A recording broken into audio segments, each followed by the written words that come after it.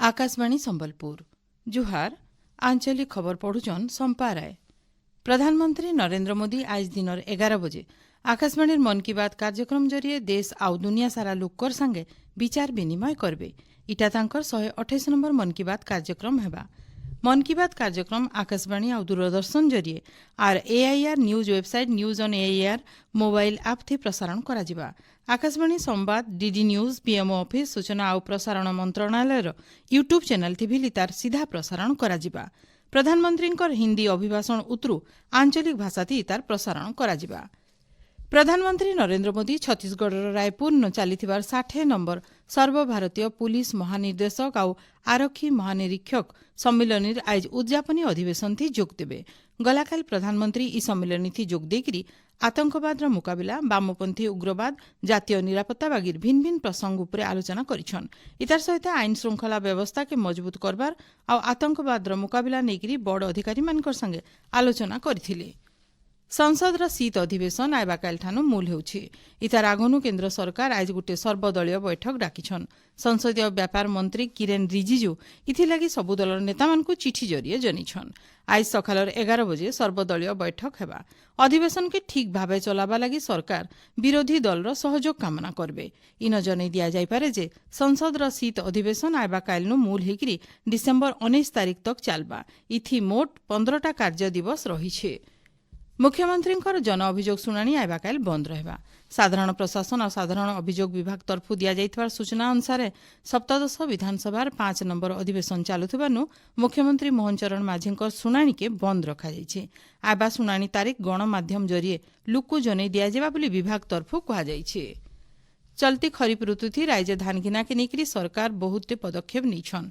पंजीकृत चाषी मानकर ठानु धान घिनबार सहित सेमानकु ठीक समय थी पैसा देबा लगी सरकार कार्यानुष्ठान नैछन।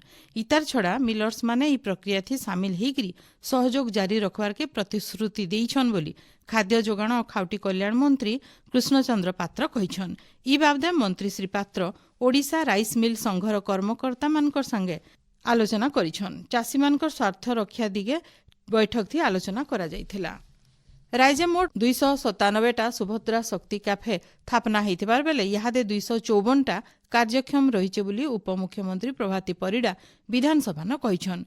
विधायक टंकधर त्रिपाठींकर गुटे प्रश्नर उत्तर थी श्रीमती परिडा कहिछन 2239 जन स्वयं सहायक गोष्ठीर सदस्य इथि काम करुछन। सुंदरगढ़ और कोरापुट न सबुनु एतका 18टा लेखा कैफे रहिছে। राज्य सरकार गो मातार सुरक्षा दिगे काम करुछन।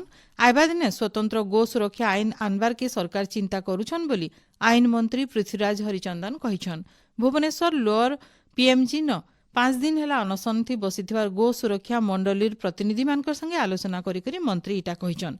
मंत्रींकर आलोचना उतरू ई प्रतिनिधि माने अनशन उठिथिले।